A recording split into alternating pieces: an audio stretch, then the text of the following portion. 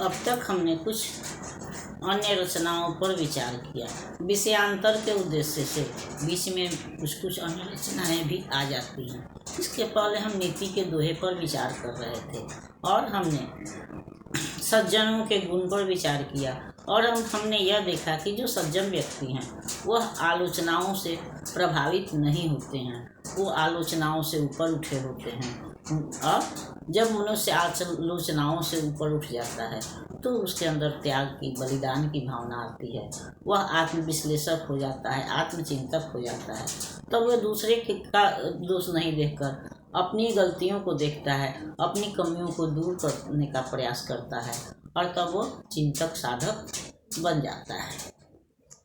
तब समाज की छोटी छोटी आलोचनाएं उसको प्रभावित नहीं करती हैं और वह अपने लक्ष्य की ओर एक समान गति से, निर्बाध गति से आगे बढ़ता जाता है। कहा भी गया है, सोना सज्जन साधुजन, टूट जुड़े 100 बार, रही मन कुम्हार के, एके थका दरार। तो सोना धातु है, हम जानते हैं, जिससे गहने बनते हैं। और सज्जन व्यक्ति जो हैं वो 100 बार टूटते हैं और 100 बार जुटते हैं, यानी कि उन पर हमारी छोटी छोटी आलोचनाओं का, छोटी छोटी भूलों का प्रभाव नहीं पड़ता है और उसको वो नज़रअंदाज करके आगे बढ़ जाते हैं या उसको माफ़ करके और हमारी कल्याण का प्रयास करते हैं। लेकिन जो दुष्ट प्रकृति के व्यक्ति होते हैं वो कुम्हार के घड़े की तरह, रहीमन कुम्हार के मतलब है कुम्हार का जो मिट्टी का घड़ा होता है, वह कुम्हार के घड़े की तरह एक ही धक्का से, एक ही चोट से टूट जाते हैं, बिखर जाते हैं। यानी कि किसी एक बात पर उनके रिश्ते जो हैं वह समाप्त हो जाते हैं।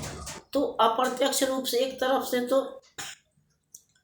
कवि जो है वह सोना या सज्जन व्यक्ति के गुण को बता रहा है कि सोना जो है वो सोना से गहना बनता है, तो हम उसका कुछ दिन उपयोग करते हैं, फिर अगर हम चाहें तो उसको गला करके उसको दूसरा आकार भी दे सकते हैं, दूसरे रूप में ढाल भी सकते हैं, जबकि मिट्टी के घड़े के साथ ऐसा नहीं हो सकता।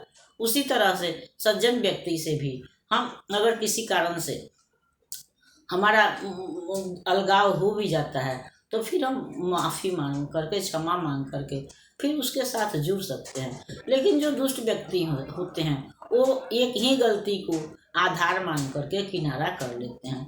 ऐसे इसको हम दूसरे तरफ से सफलता और असफलता से जोड़ कर भी देख सकते हैं कि अगर हम असफल हो जाते हैं तो हमको अपना प्रयास नहीं छोड़ना चाहिए। अगर हम लगातार प्रयासरत रहें तो कभी न कभी हमें सफलता अवश्य मिल जाएगी। लेकिन अगर हम हार के घड़े की एक ही बार में प्रयास, एक बार अगर हम हार जाते हैं, असफलता मिलती है और अगर हम निराश हो जाते हैं तो हम अगर प्रयास छोड़ देते हैं तो फिर हम कभी सफल नहीं होंगे।